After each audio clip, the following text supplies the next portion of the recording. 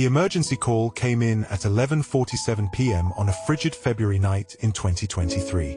Rebecca Chen's voice trembled through the phone line as she reported finding her stepmother, Linda Morrison, dead in the family's upscale suburban home in Millbrook Heights. "She's not breathing," Rebecca sobbed to the 911 operator. "There's blood everywhere.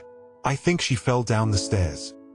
When paramedics arrived at 1247 Oakwood Drive, they found 52-year-old Linda Morrison at the bottom of the mahogany staircase, her neck twisted at an unnatural angle. Detective Maria Santos, who would later lead the investigation, noted the scene immediately felt wrong. The blood spatter patterns didn't match a simple fall, and Linda's injuries suggested something far more sinister.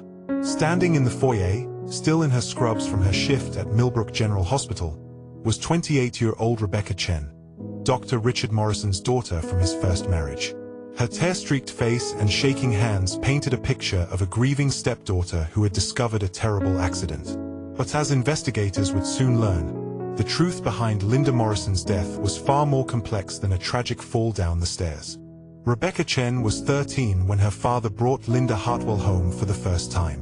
Richard Morrison, a successful cardiovascular surgeon at Millbrook General, had been widowed for 3 years following his first wife's battle with cancer. Rebecca, who had been the center of her father's world during those difficult years, watched from the top of the stairs as this blonde stranger laughed at her father's jokes and touched his arm with an intimacy that made Rebecca's stomach turn. "Daddy," Rebecca said that night, crawling into bed beside her father as she had done since her mother's death, "I don't like her."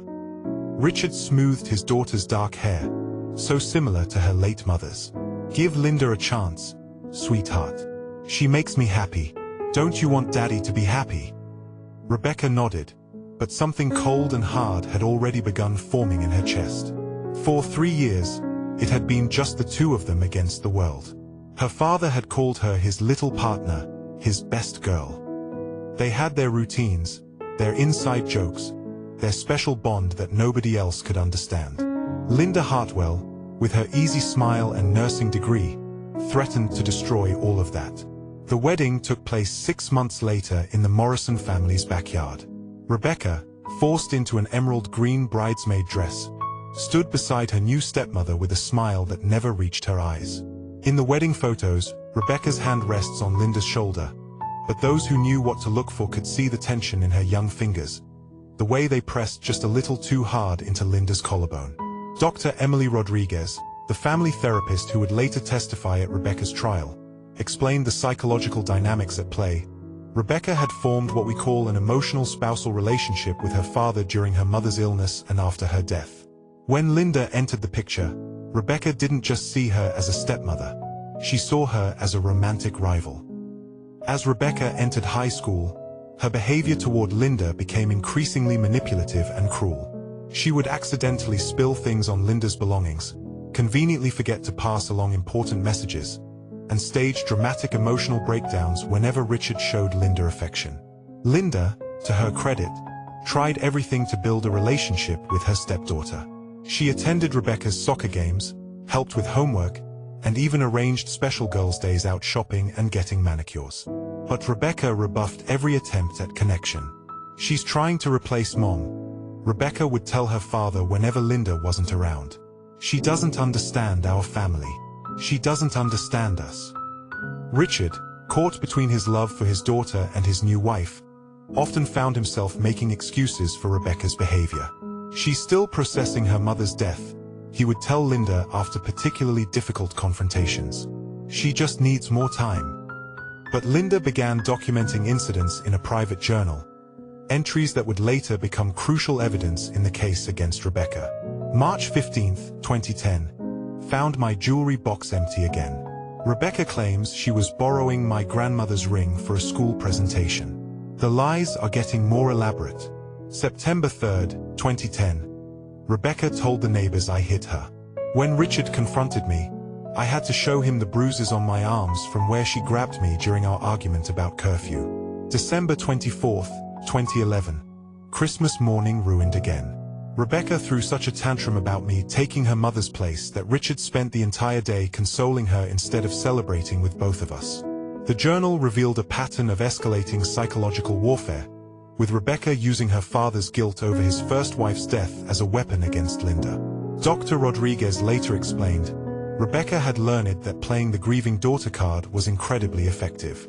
Richard was still processing his own guilt about moving on after his wife's death, and Rebecca exploited that vulnerability masterfully. When Rebecca left for Northwestern University to study pre-med, Linda hoped the distance would help heal their relationship. Instead, Rebecca used her absence to further manipulate the situation from afar. She would call home at strategic times, knowing Linda would answer, then claim she had only wanted to talk to her father. She would send expensive gifts to Richard while pointedly excluding Linda. During visits home, she would monopolize her father's time, insisting on long father-daughter dinners and activities that deliberately excluded Linda. Rebecca was incredibly intelligent, recalled Dr. James Hoffman, Rebecca's organic chemistry professor. But there was something unsettling about her need to control every relationship around her. She had this way of making people compete for her approval. Rebecca's college roommate, Sarah Kim, noticed similar patterns. Rebecca would talk about her stepmother with this cold hatred that was honestly scary. She would say things like, Linda won't be a problem much longer, or some people don't deserve the families they marry into. I thought she was just venting, but looking back, it was like she was planning something. During her junior year, Rebecca began researching her stepmother obsessively. She created fake social media accounts to monitor Linda's activities, memorized her work schedule, and even befriended some of Linda's colleagues to gather information about her personal life. Linda's journal entries from this period show her growing awareness of Rebecca's surveillance. October 12, 2016. One of my co-workers mentioned seeing Rebecca at the hospital yesterday, but she never told us she was visiting. When I asked Richard, he seemed as surprised as I was. January 8, 2017. Found Rebecca going through my purse when she was home for winter break. She claimed she was looking for gum, but my credit card statements were out of order. May 20, 2017. Rebecca somehow knew about my doctor's appointment before I told anyone. She made a comment about hoping it wasn't anything serious with this smile that made my skin crawl. Rebecca's acceptance to Johns Hopkins Medical School was a source of immense pride for Richard, but it also provided her with new tools for her campaign against Linda. Her studies in anatomy, pharmacology, and toxicology gave her detailed knowledge about how the human body could be harmed, and how those harms could be disguised. During her pathology rotation, Rebecca became particularly interested in cases involving falls and blunt force trauma. Her supervising physician, Dr. Michael Torres, later recalled her unusual questions about injury patterns and how they might be misinterpreted by investigators. She would ask hypothetical questions about how someone might stage an accident, Dr. Torres testified. At the time, I thought she was just academically curious, but her questions were very specific about avoiding detection. Rebecca also began studying the work schedules of everyone in her family's household. She knew that Linda worked late shifts on Tuesdays and Fridays, that the housekeeper came on Wednesdays and Saturdays, and that her father's surgery schedule was predictable weeks in advance. Meanwhile, Linda's health began to deteriorate in subtle ways. She complained of frequent headaches, unexplained nausea, and dizzy spells that her doctors couldn't diagnose. Hair samples taken during the autopsy would later reveal traces of various medications in Linda's system, drugs that weren't prescribed to her but that Rebecca had access to through her medical school connections. Linda's final journal entry, dated just 2 weeks before her death, read, February 1, 2023. I think Rebecca is poisoning me. I know how crazy that sounds, but the symptoms always get worse when she's home from school. Richard thinks I'm being paranoid, but I've started keeping samples of everything I eat and drink. If something happens to me, I want there to be evidence. By the winter of 2023, several factors had aligned to create what prosecutors would later call the perfect storm for Linda Morrison's murder. Rebecca was in her final semester of medical school, stressed about residency applications and increasingly desperate about her future. Her father had begun talking about retirement and his plans to travel with Linda, plans that would give Linda even more of Richard's time and attention.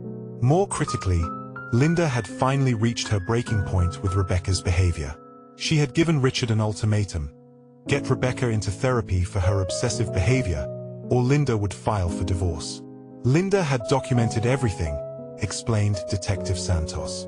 She had photographs of damaged belongings, copies of her journal entries, even recordings of some of Rebecca's more threatening statements. She was building a case to present to Richard, proof that his daughter needed serious psychological help. The confrontation came on February 10, 2023, when Linda presented her evidence to Richard during what was supposed to be a romantic dinner at home. Richard, faced with undeniable proof of his daughter's disturbing behavior, finally agreed that Rebecca needed professional help. He called Rebecca that night and told her about the decision. According to phone records, the conversation lasted 47 minutes and ended with Rebecca hanging up on her father. She realized her hold over him was finally breaking, explained Dr. Rodriguez. For 15 years, she had successfully manipulated the situation to maintain her position as the most important woman in her father's life. Now, faced with the prospect of forced therapy and possible estrangement, she made a desperate decision. Rebecca drove home from Baltimore on Valentine's Day, ostensibly for a surprise visit to celebrate the holiday with her father. She arrived while Richard was at the hospital performing an emergency surgery and Linda was working her regular evening shift. Using her key to enter the house, Rebecca spent hours preparing for what she would later claim was meant to be a confrontation, not a murder. She disabled the security cameras by cutting specific wires in the basement, knowledge she had gained during a previous visit when she had explored the house's security system.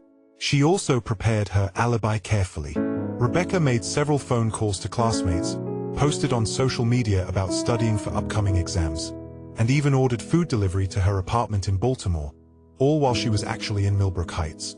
The next evening, February 15th, Rebecca waited until her father left for a late dinner with colleagues, knowing Linda would be arriving home from her shift around 11:30 p.m. Security footage from neighboring houses showed Linda's car pulling into the driveway at 11:28 p.m. The next footage that would prove crucial to the case showed Rebecca's car leaving the Morrison residence at 11:52 p.m., just 5 minutes after she had called 911. The exact details of what happened between Linda Morrison and Rebecca Chen in those final 22 minutes were pieced together through forensic evidence, blood spatter analysis, and Rebecca's own contradictory statements.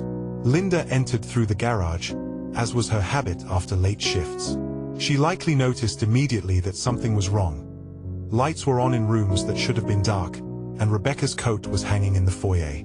According to the reconstruction developed by investigators, Linda found Rebecca waiting in the living room. The initial confrontation took place near the fireplace, where blood evidence suggested Linda was first struck. The pattern of blood drops leading from the living room to the staircase tells us that Linda was injured but still mobile, explained forensic expert Dr. Rachel Kim. She was trying to get away from her attacker. Rebecca later claimed that Linda had attacked her first, that she had only defended herself. But the forensic evidence told a different story. Linda's defensive wounds were consistent with someone trying to protect themselves from an aggressor, while Rebecca had only minor scratches that could have been self-inflicted. The fatal blow came at the top of the staircase. Blood spatter evidence indicated that Linda was struck with a blunt object, likely the heavy crystal vase that was found shattered at the bottom of the stairs. The blow to Linda's head rendered her unconscious, and she fell down the 17 steps to the marble foyer below. Rebecca then spent precious minutes staging the scene to look like an accidental fall. She moved the vase fragments to make it appear they had fallen with Linda, cleaned up some of the blood evidence from the living room, and even changed her clothes to remove any blood spatter. Only then did she call 911, claiming to have just arrived home and discovered Linda's body. Detective Maria Santos had investigated dozens of domestic violence cases, and something about Rebecca's behavior immediately raised red flags. While genuine grief manifests in many different ways, Rebecca's responses seemed calculated rather than emotional. She was saying all the right things, Detective Santos recalled, but there was no real emotion behind it. She kept checking her phone during questioning, worrying about how to contact her father, asking about funeral arrangements. Someone who had just discovered a family member's body doesn't usually have the presence of mind for logistics. The first major break in the case came when investigators discovered that Rebecca had lied about her whereabouts. Phone records showed that her cell phone had been in Millbrook Heights since the previous evening, contradicting her claim that she had just arrived from Baltimore. The second break came from Linda's hidden journal and the evidence she had been collecting about Rebecca's behavior. Hidden in Linda's office at the hospital, investigators found a safety deposit box key and detailed documentation of 15 years of psychological abuse. But the most damning evidence came from the forensic analysis of the crime scene. Despite Rebecca's attempts to stage an accidental fall, the blood evidence told a clear story of a violent confrontation. The physics of the scene didn't match an accidental fall, explained Dr. Kim. Linda would have had to have been running at full speed and tripped to create the kind of impact damage we found. But there was no evidence of what she might have tripped over. More importantly, the blood spatter patterns in the living room showed that violence had occurred there first. 3 weeks after Linda Morrison's death, Rebecca Chen was arrested at Johns Hopkins Medical School and charged with second-degree murder. The arrest came during her pharmacology class, a detail that would later seem grimly appropriate given the evidence of poisoning that emerged during trial preparation. Richard Morrison's world collapsed when he learned of his daughter's arrest. The man who had spent 15 years making excuses for Rebecca's behavior was forced to confront the reality that his daughter was a killer. It was like watching someone's entire identity crumble, said family friend Dr. Patricia Williams. Richard had defined himself as a father first, and learning that his daughter was capable of murder challenged everything he believed about himself and his family. Richard initially hired the best defense attorneys money could buy, determined to prove his daughter's innocence. But as the evidence mounted, even he could no longer deny the truth. The breaking point came when prosecutors played a recording Linda had made of Rebecca during her last visit home. In it, Rebecca could be heard saying, "You'll never have him the way I do. He was mine first, and he'll be mine after you're gone." That recording destroyed Richard, recalled Detective Santos. You could see the exact moment when he realized that his daughter hadn't just killed his wife. She had been planning it for years. Rebecca's defense team, led by prominent criminal attorney David Kellerman, initially planned to argue self-defense. They portrayed Linda as an abusive stepmother who had tormented Rebecca for years and finally pushed her too far. But this strategy crumbled when Linda's journal entries were admitted into evidence. The detailed documentation of Rebecca's behavior painted a picture of a young woman who was the aggressor, not the victim. The defense then shifted to a mental health argument, claiming that Rebecca suffered from severe psychological trauma related to her mother's death and had never received proper treatment. They brought in expert witnesses to testify about attachment disorders and the psychological impact of childhood loss. Dr. Elizabeth Harper, a psychiatrist hired by the defense, diagnosed Rebecca with complex grief disorder and claimed that her obsessive attachment to her father was a symptom of untreated mental illness rather than calculated manipulation.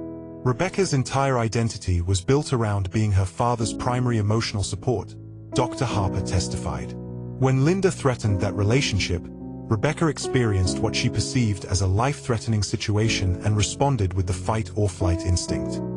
But prosecutors countered with evidence of Rebecca's methodical planning and sophisticated attempts to cover up the crime. They argued that someone with such severe mental impairment couldn't have executed such a complex plan. This wasn't a crime of passion, prosecutor Jennifer Walsh argued during opening statements. This was a calculated execution carried out by someone who knew exactly what she was doing and spent years preparing to do it. The trial of Rebecca Chen became a media sensation, with court TV cameras broadcasting the proceedings nationwide. The case had all the elements that captivate public attention: family secrets, jealousy, manipulation, and a young woman whose ordinary appearance belied her capacity for violence. Rebecca maintained her innocence throughout the trial, often appearing to cry during particularly emotional testimony.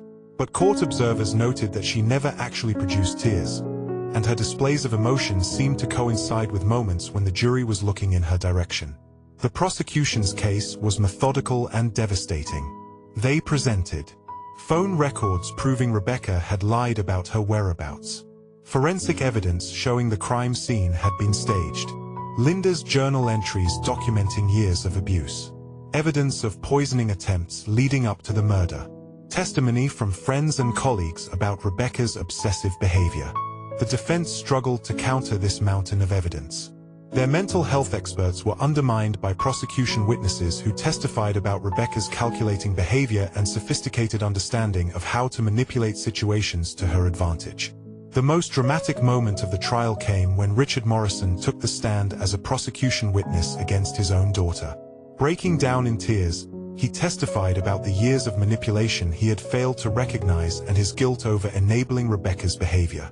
"I loved my daughter so much that I was blind to what she was becoming," Richard testified. "I made excuses for behavior that I knew was wrong because I couldn't bear to see her as anything other than my little girl who had lost her mother. Linda paid the price for my failure as a father." Rebecca's reaction to her father's testimony was telling. While she had maintained composure throughout most of the trial, she showed genuine emotion for the first time, not grief or remorse, but rage at her father's betrayal. After deliberating for just 6 hours, the jury found Rebecca Chen guilty of second-degree murder. The relatively quick verdict reflected the overwhelming nature of the evidence against her.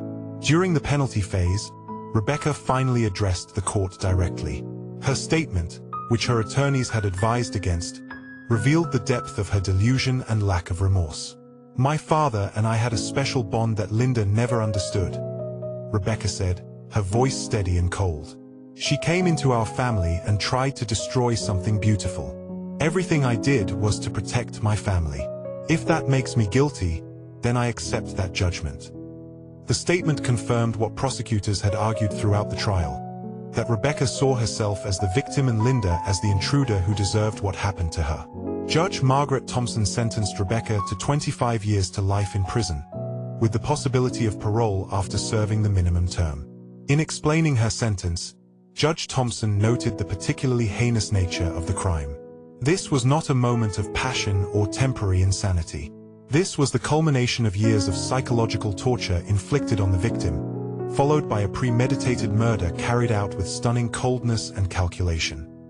The Morrison family tragedy sent shockwaves through their affluent community and raised uncomfortable questions about the warning signs that had been overlooked for years. Richard Morrison, once a respected surgeon and pillar of the community, became a broken man. He resigned from his position at Millbrook General Hospital and moved across the country, unable to bear the constant reminders of his failures as a father and husband. In a letter to Linda's family, Richard wrote, "I know that saying I'm sorry will never bring Linda back or undo the years of pain Rebecca caused her. I failed as a husband because I couldn't see what was happening right in front of me. I enabled a monster because I couldn't bear to admit that my daughter needed help." Linda's sister, Michelle Hartwell, became an advocate for step families dealing with adjustment issues. She established the Linda Morrison Foundation, which provides counseling and support services for blended families showing signs of serious dysfunction. "Linda documented everything because she knew people wouldn't believe her," Michelle said. "A young, educated woman from a good family couldn't possibly be capable of such systematic cruelty. But Linda knew better, and her journal saved other families from going through what we went through." The case also prompted changes in how medical schools screen students for psychological fitness. Johns Hopkins implemented new protocols for monitoring students who show concerning behavior patterns, though critics argue these measures are insufficient to prevent future tragedies. Dr. Torres, Rebecca's former supervisor, now includes specific training about recognizing potential warning signs in students who show unusual interest in causing harm. "We learned that academic excellence can mask serious psychological problems. We have a responsibility to look beyond grades and test scores to ensure we're training healers, not creating more sophisticated predators." Rebecca Chen is currently serving her sentence at the Women's Correctional Institution in Cheshire, Connecticut. Prison officials report that she has shown no signs of remorse or acceptance of responsibility for her crimes. She has filed multiple appeals, claiming ineffective counsel and arguing that her trial was prejudiced by excessive media coverage. All appeals have been denied, but Rebecca continues to maintain her innocence and insist that she was the real victim in the situation. Fellow inmates and prison staff describe Rebecca as manipulative and controlling, often attempting to position herself as a leader among the other prisoners. She has been disciplined multiple times for attempting to obtain unauthorized medications and for trying to access other inmates' personal information. "She's exactly what you'd expect from someone with her psychological profile," explained Dr. Susan Martinez, the prison's chief psychologist. "She sees herself as superior to everyone around her and believes the rules don't apply to her. There's been no genuine progress in terms of accepting responsibility or showing empathy for her victim. Rebecca has refused to participate in victim impact programs or psychological counseling, maintaining that she doesn't need help because she didn't do anything wrong. Her father has never visited her in prison, though she continues to write him letters that he returns unopened. In these letters, obtained through legal discovery in her appeals process, Rebecca continues to blame Linda for destroying our family and expresses anger at her father for choosing a stranger over his own daughter. The Rebecca Chen case has become a subject of study for forensic psychologists and criminologists interested in understanding family violence and psychological manipulation. Dr. Rodriguez, who consulted on the case, published a comprehensive analysis that has become required reading in criminal psychology programs. The Morrison case represents a perfect storm of psychological dysfunction, family trauma, and missed intervention opportunities. Rebecca displayed classic signs of what we now recognize as pathological possessiveness disorder. But because she was intelligent, articulate, and came from a privileged background, the warning signs were dismissed or rationalized away. Today, nearly 2 years after Linda Morrison's murder, the case continues to resonate as a cautionary tale about the dangers of unchecked psychological manipulation within families. Linda's grave in Millbrook Cemetery bears a simple inscription: "Beloved wife, devoted nurse, taken too soon." But those who knew her story understand that she was much more. She was a woman who fought for 15 years against a campaign of psychological terrorism, who documented her abuse in hopes that others might be saved, and who ultimately paid with her life for trying to build a normal family. Rebecca Chen remains in prison, where she will likely spend the rest of her life. At 29, she has already served enough time to understand the full weight of her actions, yet she continues to maintain her innocence and blame others for her situation. Richard Morrison has never spoken publicly about the case since his testimony at trial. Friends say he lives quietly in Oregon, where he volunteers at a free clinic and avoids any mention of his past life in Connecticut. The house at 1247 Oakwood Drive stands empty, its windows boarded up and a for sale sign grown over with weeds. Neighbors say it's become a reminder of how evil can flourish behind the facade of a perfect family, how intelligence and privilege can mask the most dangerous forms of psychological dysfunction. Perhaps most importantly, Linda Morrison's story has become a rallying cry for those who recognize that domestic violence takes many forms. Her journal entries, read aloud in courtrooms and support groups across the country, remind us that psychological abuse can be just as deadly as physical violence, and that the victims of family manipulation deserve to be believed, protected, and remembered. In the end, Rebecca Chen succeeded in destroying the family she claimed to be protecting. But Linda Morrison's legacy lives on in the countless other victims who have found the courage to speak up, seek help, and refuse to suffer in silence. The twisted bond between father and daughter may have ended in deadly betrayal, but Linda Morrison's courage in documenting her abuse has created a powerful legacy of awareness, prevention, and hope for other families facing similar darkness. As Detective Santos reflected in her final report, evil often hides behind the faces we trust most. Linda Morrison died because the people who should have protected her chose to believe a lie rather than confront an uncomfortable truth. We owe it to her memory to do better. The Rebecca Chen case remains under appeal. She is eligible for parole consideration in 2048, when she will be 53 years old. Linda Morrison would have been 77. If Linda Morrison's story moved you, you're not alone. This case reveals the hidden epidemic of psychological abuse that destroys families from within. Manipulation so sophisticated it can fool doctors, neighbors, and even loving spouses for years. Don't let these stories disappear into silence. Subscribe today, because the next family that needs saving might be closer than you think. Stay informed. Stay safe.